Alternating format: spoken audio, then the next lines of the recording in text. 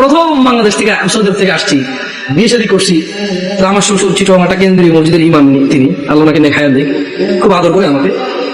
যদিও আমি তোরা যোগ্য না, আমার আব্বা আমার দেশে নেই, তো সেই হিসেবে হয়তো আরো বাড়তি আদর করে যে কেউ দেশে নেই। এখন উনি আমার বিবাহের 8ম দিনে আমি চিটগাং যাই। যাওয়ার পরে উনি বুঝতে পারছে যে আমি একটু সৌদি আরব থেকে আসছি, একটু সিধা সিধা, মানে টানা সিস্টেম নাই, কারণ সিধা সোজা হাঁটো। হ্যাঁ, তো এখন উনি আমার ওয়াইফকে বললো যে আমার তো মসজিদে আছি, লোকজন তো জিজ্ঞেস করবে জামাই কি করে, বললে ঈশান নামাজটা কি পড়াবে কিনা। মানে এখন ধরেন আমি তখন সৌদি আরব থেকে আসছি, সালাম ফেরানোর পর আমি ইস্তেগফার করতাম, জিকির আজকার করি, ও মুনাজাত যেটা সবাই মিলে দিয়ে দিই, ইনস্ট্যান্ট শেষ করে সুন্নতে চলে যায়। তো ওখানে অনেকগুলো জিকির আজকার আছে, আমি কন্টিনিউ করি। কেমন মাশাআল্লাহ, ভাই মাথা হাঁটতেছে, ভাই বুঝতেছে না, অনেকগুলো জিকির আজকার আছে।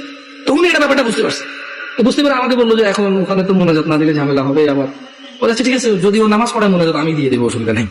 তা আমি বললাম ঠিক আছে, অসুবিধা নেই, নামাজ পড়াতে অসুবিধা কোথায়, সবাই মুসলিম আলহামদুলিল্লাহ। কেউ কি কাউকে ফতোয়া দিতে পারবে এই কাফের মুশরিক? পারবে কেউ? তবে হ্যাঁ, এটা বলতে পারবো যে আল্লাহর সাথে অংশীদারিত্ব করে সে মুশরিক। যে ইসলামে আল্লাহ নবী সাল্লাল্লাহু আলাইহি ওয়াসাল্লাম কিছু বলে নাই, সেটাকে দিন মনে করে, সওয়াবের কাজ মনে করে সে বিদআত। Right or wrong? গেছি নামাজ পড়াইতে, তো নামাজ পড়াইছি, নামাজ পড়ানোর পর উনি মুনাজাত দিয়ে দিয়েছে, আমি চুপ ছিলাম। তো আমার কথা হচ্ছে, আপনারা মনে করেন না যে দেখেন আমি গত বছর মাহফিল করেছি, আমাকে কওমি ভাইরা দাওয়াত দিয়েছে, আলহামদুলিল্লাহ।